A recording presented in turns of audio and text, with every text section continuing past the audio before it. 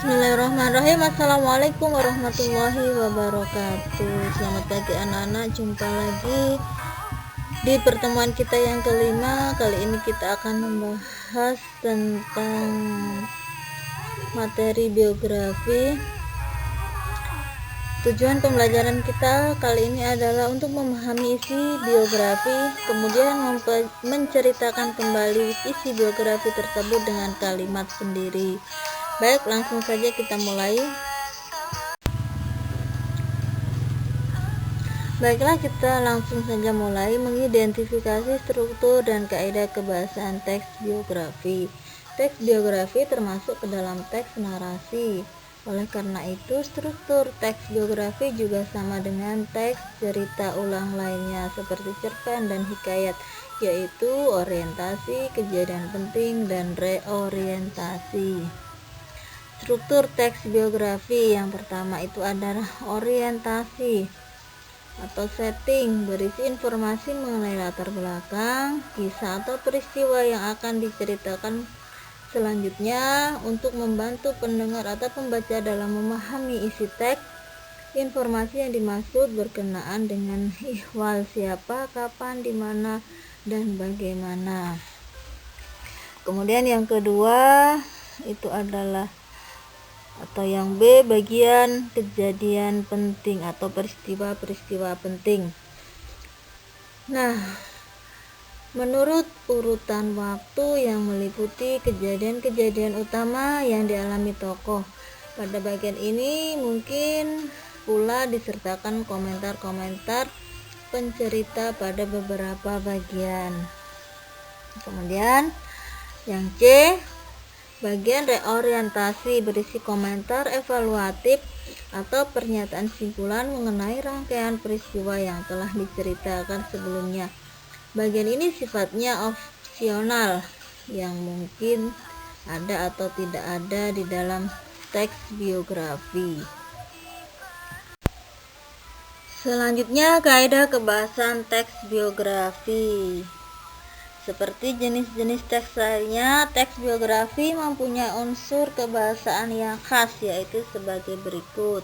A. Penggunaan kata kerja. Di setiap teks naratif, seperti teks biografi, selalu terdapat kata kerja yang menyatakan tindakan. Contoh kata kerja yang menyatakan tindakan adalah tulisannya sangat komunikatif, tajam, dan patriot sehingga mampu membangkitkan semangat anti kolonial. Kemudian penulisan teks biografi banyak menggunakan kata kerja pasif untuk menjelaskan peristiwa yang dialami tokoh sebagai subjek yang diceritakan. Contohnya diberi, ditugaskan, dipilih, ya. Kemudian kita lanjut ke yang bagian B, penggunaan kata hubung. Kata hubung biasa disebut dengan konjungsi. Kata hubung berfungsi sebagai penghubung antara kata yang satu dengan kata yang lain. Kata hubung dibedakan menjadi dua, yaitu kata hubung antar kalimat, misalnya meskipun, demikian, akan tetapi, oleh karena itu, dan kata penghubung kalimat, misalnya dan, tetapi, kemudian, lalu. Nah, ini contohnya. Ia berasal dari keluarga Surjadiningrat, sehingga pada waktu kecil lebih dikenal dengan nama Suwardi Suryadiningrat. Kemudian yang C, menggunakan kata rujukan. Kata rujukan adalah bagian kata atau biasa disebut dengan kelompok kata yang merujuk pada kata-kata sebelumnya. Contoh sebagai berikut. Habibie kemudian pindah ke Bandung untuk melanjutkan pendidikan setelah bapaknya meninggal. Kata rujukannya menunjuk pada Habibie. Di situ tadi ada katanya, yaitu merujuk kepada nama Bapak Habibie. D. Menggunakan keterangan aktivitas, waktu, dan tempat.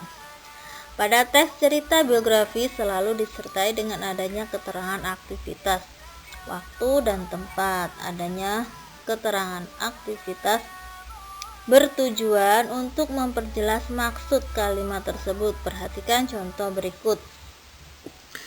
Yang menggunakan keterangan waktu, beliau dilahirkan pada tahun 1989. Nah, 1989 di situ menunjukkan keterangan waktu. Kemudian B. Keterangan aktivitas. Tokoh sastrawan ini meninggal dunia pada tahun lalu. Nah, di situ ada kata meninggal, itu merupakan aktivitas ya. Kemudian contoh lagi, ia menikah dengan seorang dokter. Nah, kata aktivitasnya adalah menikah ya. Kemudian keterangan tempat.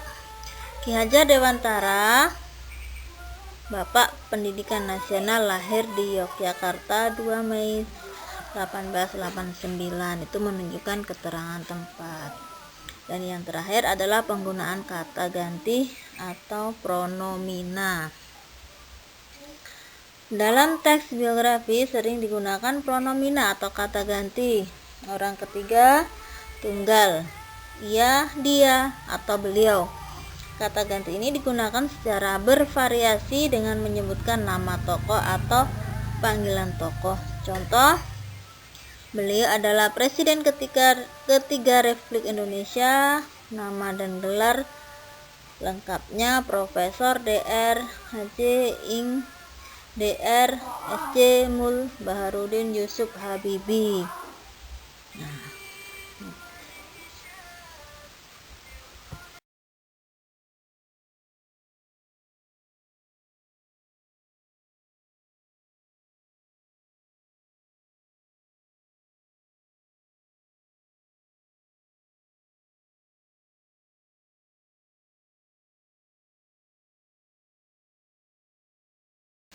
demikian pertemuan kita pada kesempatan hari ini.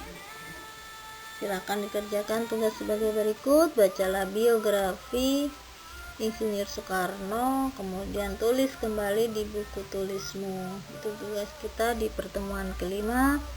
Terima kasih. Assalamualaikum warahmatullahi wabarakatuh.